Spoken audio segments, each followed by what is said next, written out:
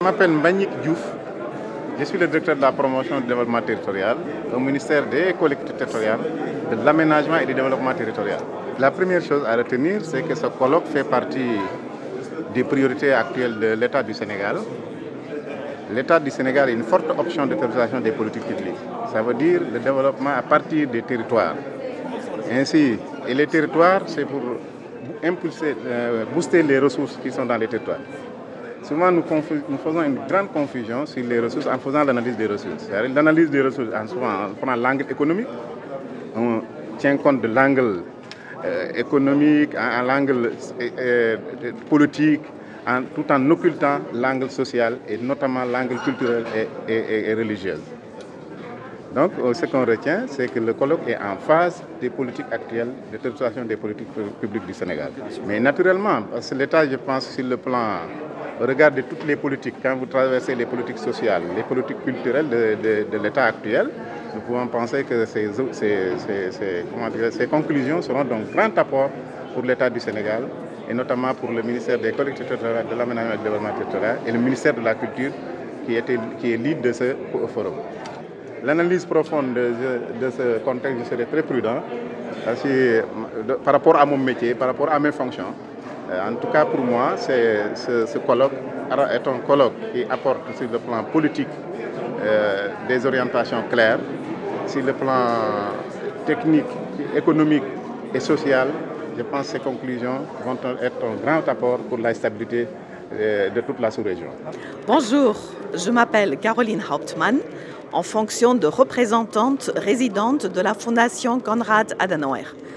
Konrad Adenauer, c'est une fondation allemande politique qui a été créée en Allemagne en 1955, mais ici au Sénégal, nous sommes depuis 1976. Nous avons commencé avec des projets de décentralisation et aujourd'hui, c'est tout un panier d'activités.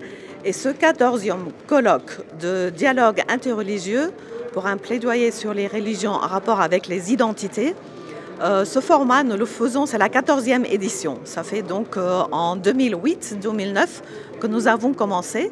Et vous voyez, avec la présence de tous les leaders de communautés religieuses, des représentants de l'État, du gouvernement, des administrations et de la communauté internationale, c'est une grande marque de valorisation pour nous. Alors merci beaucoup à tous pour qu'ils soient venus.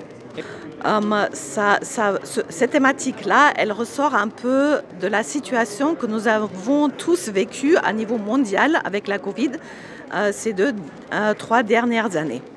Donc cela a montré que quand même une cohésion sociale, c'est possible, le maintien de la paix, et c'est dû justement aussi au soutien des communautés religieuses.